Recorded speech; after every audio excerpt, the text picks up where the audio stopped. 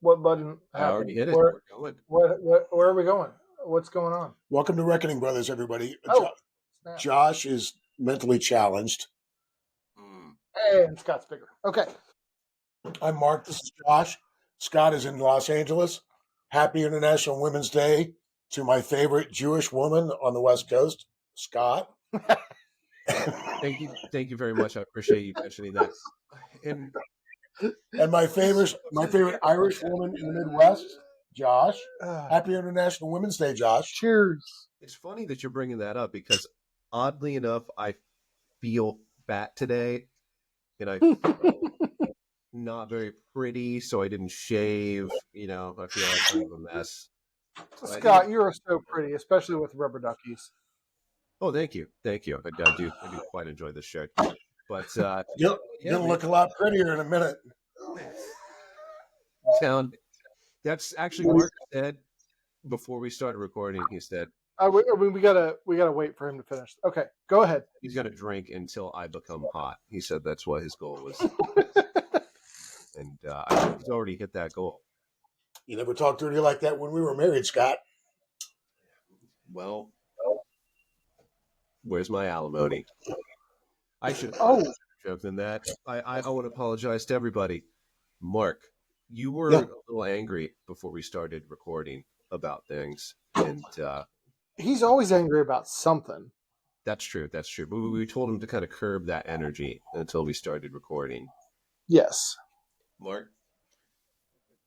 I'm sick of hyperbole. I'm sick of everything. I'm really sick of everything being of politics. People who've never done politics, were never involved in politics, never written about politics, being constantly online about politics 24/7. Trump this, Trump that, Trump. Or Democrats. On and on and on. It's mind-blowing. You're not involved in politics. You're not running for office. You're not a writer. You're not an editor. You've never worked on a campaign. You don't work in government. You're never going to work in government. And all you talk about is politics. And I don't fucking get it. It drives me insane. It's the nature of the global town hall. The internet has made us all. Well, yeah, and it's radicalized people too. Like, oh my fucking God.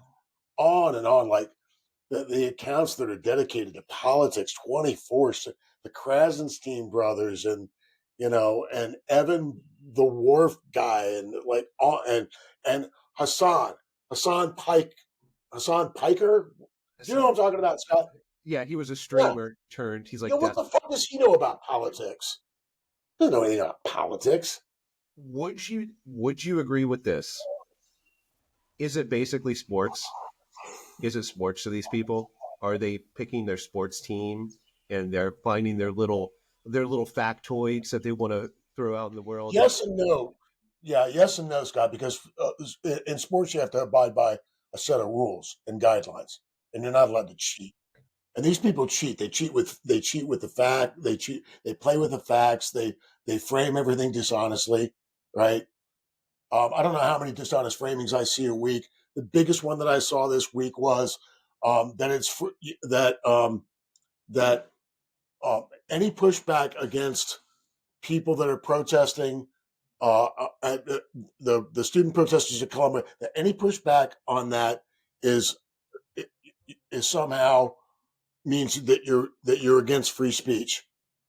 The Trump and the Republicans say they're and I must say they're for free speech, and they want to prosecute. They want to prosecute these protesters. No, the protesters have assaulted university employees. They prevent Jewish students from going to class. They're taking over buildings and they're damaging property. None of that is free speech. There are hundreds of videos on any app you want to pull up that show that stuff happening. And so what happened was the Justice Department stopped funding of the $400 million that Columbia University gets from the federal government. I don't know why, with a $10 or $15 billion endowment, Columbia needs any taxpayer money anyway, but just going under the assumption that they do, that they need that money. No, they don't. And if you're going to violate the, if you're going to violate, I see the protesters as no different than George Wallace standing in front of the schoolhouse door. If you're preventing people from going to class and you're taking deans hostage, a dean had to ask permission to go to the bathroom of students that were holding her in a room at Columbia. They assaulted a security guard. This type of stuff That's is ignored in the past. Do you guys remember? This isn't the first time this has happened. No. Well, you remember Evergreen State in 2017, the Brett Weinstein thing, where basically there was a whole bunch of students holding the faculty hostage, not letting them go to the bathroom and laughing about it. And there's still a huge percentage of people that don't know about that even Well, happened. that was like 2 years ago. They did this exact same thing. they do it all the time. They're blocking Jewish students from going to. They do it going to all. class. They do it all the time. And I don't know. Remember what college it was before, but But was it Harvard? you have to be careful with this, though. You have to make sure that you have evidence of people crossing that line. Because I feel like you can't, to be a true free speech absolutist, for lack of a better term, you have to be pretty goddamn near perfect.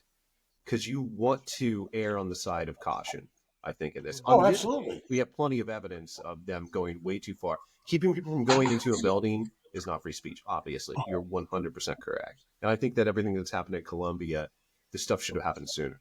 They should have cut funding sooner. It's ridiculous. Well, same thing. You can bet your sweet bippy that Columbia is gonna stop letting this stuff happen. Can we dive into that a little bit? What's a bippy? Bet your sweet bippy? Yeah. Bet your sweet bippy is an expression from a television show in the 1970s called Laugh-In. Scott, have you ever heard that? I know a Laugh-In is a variety show, right? Have you ever heard of the term bippy? Yeah, I've not heard of. I don't think that's a real word. I think you're just making that up. I'm not making it up. Continue. Yeah, that's. And I don't understand why so many people in the LGBTQ community, in the Black community, I don't understand why so many of them. They do two things that really irritate me, and I love everybody, no matter what your background, no matter what your skin color, no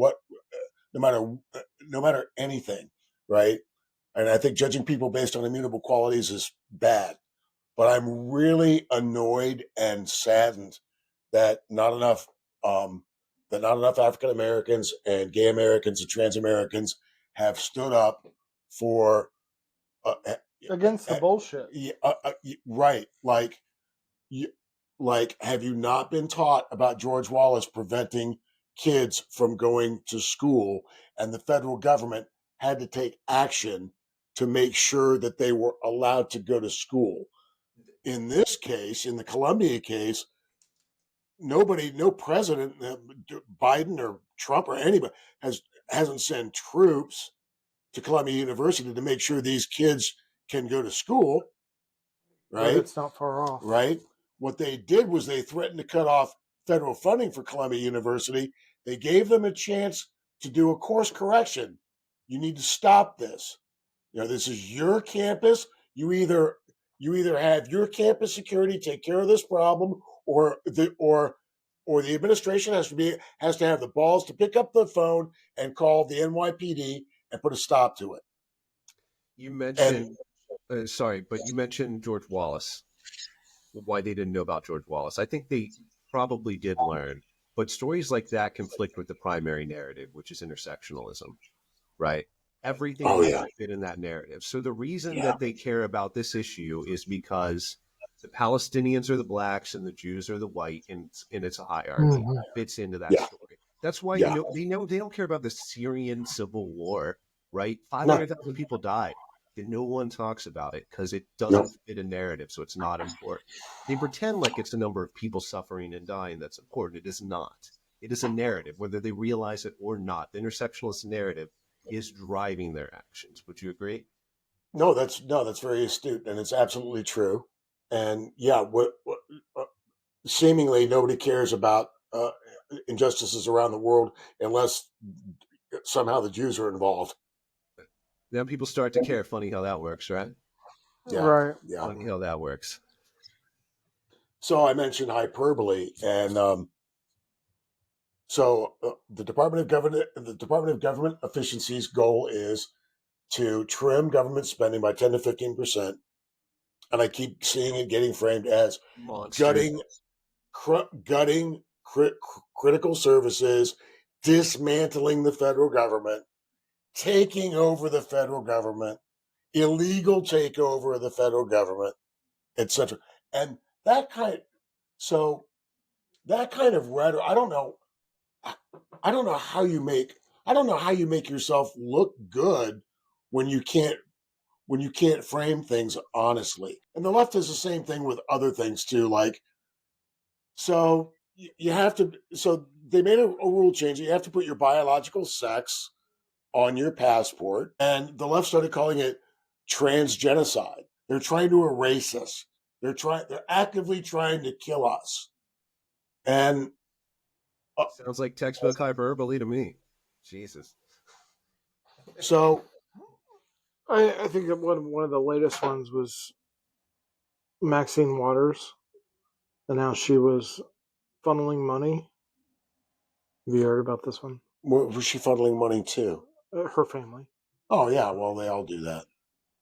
Yeah. That's No, the entire the USAID thing. the whole Washington ecosystem is and yes, it's true both sides do it, but it is vastly more prominent and systemic No, on the we don't left. have that. We don't have that. We're Americans, and we're magically better than everybody else that's ever existed, and we don't have problems. And we do not respond to incentives like everybody else and every other government that's ever existed. No, There's a reason it's called pork barrel projects. I So the other thing, Scott, I don't know if you saw Trump's speech to Congress or any of the blowback about how the Democrats wouldn't stand up or cheer for things that most people would stand up and cheer for, like DJ? yeah, oh yeah, like a the cancer survivor, not cheering for yeah. him. So well, yeah. So and the left's argument on that was it was offensive to me was um, that they were that dumb black father was allowing his son to be used as a prop that they because they didn't say it that way what they were they Insinuating. said the Republicans and Trump are using this child, they're using him as a human shield, they're using him as a prop, right? Mainstream media left reactions are basically a comedy show anymore. Like now they're bitching about Elon Musk being a foreigner now. Like I saw Charlemagne talking about that. It's like Yeah.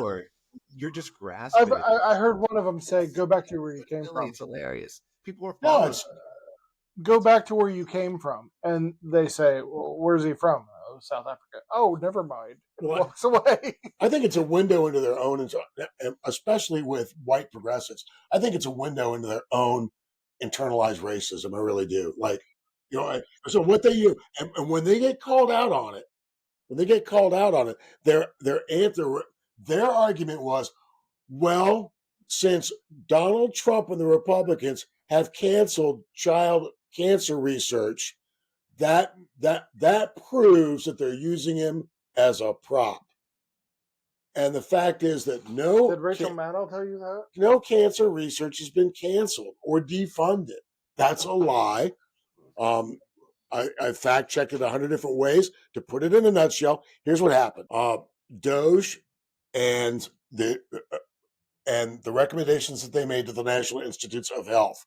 So what the National Institutes of Health did was this, and it was criticized by hospitals and universities.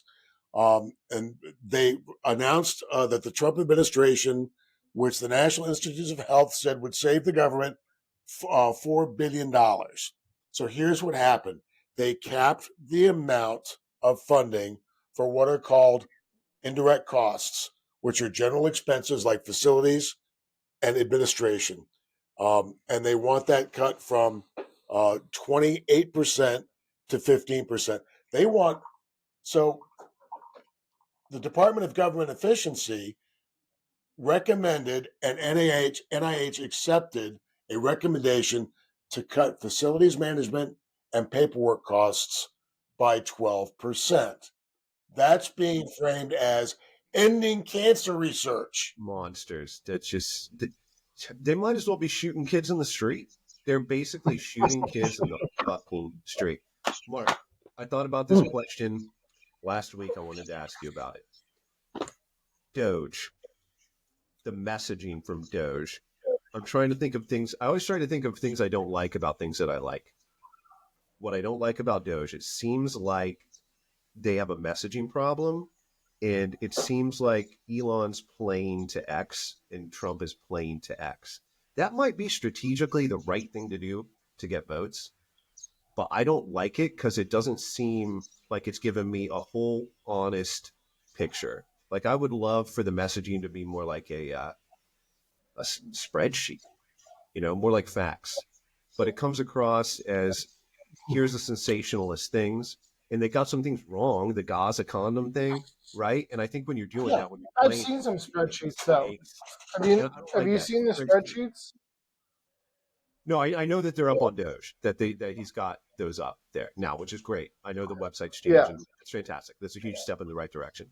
I just, like I said, I try to find you. You should always find things you don't like about the things that you like, right? Except Well, the steel man of the other side. All that shit's super important. I don't know. What do you think about that? Do you think their messaging's wrong, off? yeah, I think the message. Yeah, they could use a lot of improvement on the messaging, and I think Cheeto you tried to do that the other day when he said that that no, we're not using a sledgehammer. We're using a scalpel, right? And he also reiterated the fact that we want people to come to work. We want people back in the office and to come back to work. And if you can't work in the office, and they also did that thing, the email that went out that said, "Tell us 5 things you did that week." And I think it's very reasonable to ask federal government employees to come to work, show up at the office, and every once in a while have to you tell your boss to what you did this week. I don't think that's unreasonable. Let me just comment on that one real quick. I'm 100% work from home. Well, 99%. I go into the facilities every once in a while. I have a one-on-one with my boss every week, and I go through probably a 200 bullet point note that I have saved. It's my running project list of what I'm doing, and all throughout the week I update it. I can tell my boss 5 things. I can tell my boss 200 things if I really wanted to. A federal government employee that we pay taxes for should be able to give 5 things. So why aren't you? That's not a big deal. Which government department do you work for that you stay home from work? That you I don't work for the government. you work for the federal government, don't you? The whole point is that's not difficult. If you're a productive person, it's not difficult. There was a high school kid that posted a video and that the left went crazy.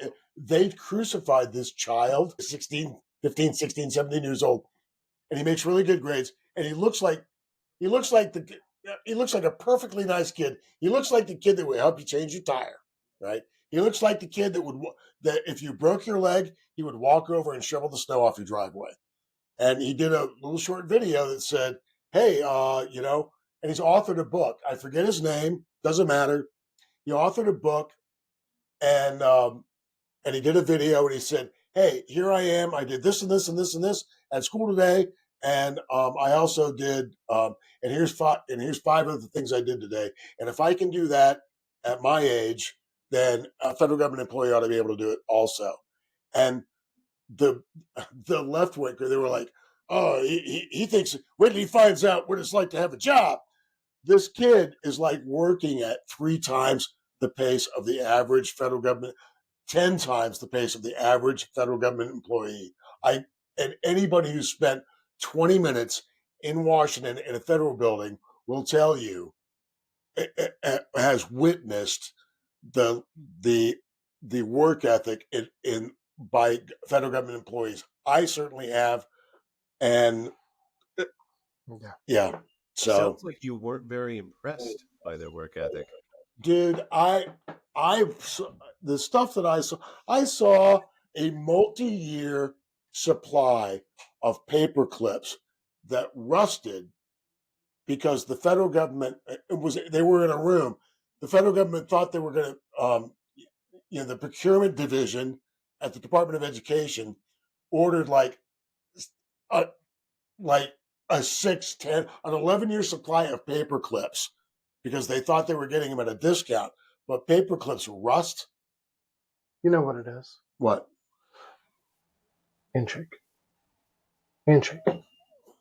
Golf course agreement. That's what it is. Well, What are you saying, yeah, Josh? I think it's more nefarious than that. Elaborate. A golf course agreement? I know what a golf course agreement is, but I don't I understand. mean, that's it. You have a vendor, you have a supplier, you have somebody that wants to sell you something and you want to maintain a sense of superiority. You buy what you can. Well, I think people expect that federal government employees that work for them should be good stewards of their money, and I believe that asking them to be good stewards with our money is eminently reasonable. And when we're talking about marginal cuts, the budget is 6.7, or what is it, $7 trillion. Do you know how much a 10%, a 10 to 15% cut in a $7 trillion budget is a draw? It's the change off my dresser. I'll take the change off your dresser and live comfortably for 2,000 years. It's people respond to incentives, right? That's a golden rule. That's the golden rule of existence, right? If you can get away with not working, you're going to not work. If you Yep. have to be afraid that you're going to lose your job, you're going to start to work better. So a Yeah. 10 to 15% cut represents the kick in the ass. It's not the cut that's important, it's the fear. I think if you, Josh and I and Mark, we all work in the private sector. We have that fear. It's just, that's why, like, 5 things you did last week, that's why it doesn't phase us, right? It doesn't phase us at all because we Not one bit. not Not even one bit. we're all like, what are you complaining about? You have to say you did something? Shut the fuck up and do your fucking job, bitch. Just like the rest of us. But the 10 to 15% cut is, hey, you better watch out because you might be next. Maybe you should try. Maybe you should just come to work and just fucking try a little bit. And if everybody did that, we'd have a better government and we'd have a better country. The So, DC journalism, the Washington Press Corps did a dozen pieces on how federal government workers were traumatized about that email, and they thought they were being harassed and stalked. well, then take your $70,000 and get the fuck out. The $70,000 that you shouldn't even get and get the fuck out. Yeah, no sympathy, no empathy from me. All right, well, I'm going to go through since we were talking about Doge. Canceled a $600,000 grant to study the menstrual cycles in transgender men. Now, we're sure these are all real, right, Mark? We don't want This one's real. I thought it was bigger than that. I thought it was 6 million. It's $600,000. There shouldn't be 20. It shouldn't be 25 cents. I love this one. I mean, I hate it, but I love it. I love that they found it because I saw this every day when I was with the federal government, when I was in the executive branch. Stuff like this. The Veterans Administration canceled a $56,000 contract to water 8 plants. to water eight 8 plants. plants. You know, plants that people put in the office. Yeah, that's $1,400. It works out to $1,400 per plant. The contract has been canceled, and the Department of Government Efficiency will now be watering the plants for free. that could be one of the 5 things that someone did that week.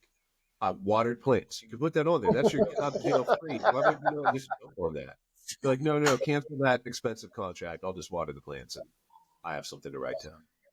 Now, this one really boils my piss. Is that another made up The phrase? Department is that another what phrase?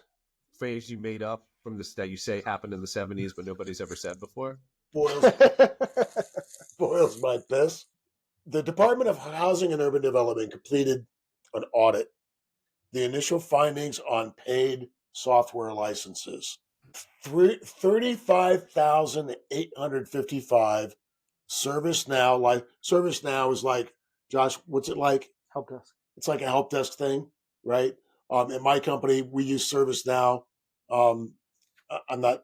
It's an office system thing. 35,855 ServiceNow licenses on 3 products, only using 84 out of 38,855. 11,020 Acrobat licenses with 0 users. 1,776 Cognos licenses. They're only using 325 of them. 10,000 Java licenses, and they're only using 400 of them. Java's not a thing anymore, I don't think. Speak up, Josh. Java is not a thing anymore. Scott, is that true? It's a coding language. I don't know if it's common or not.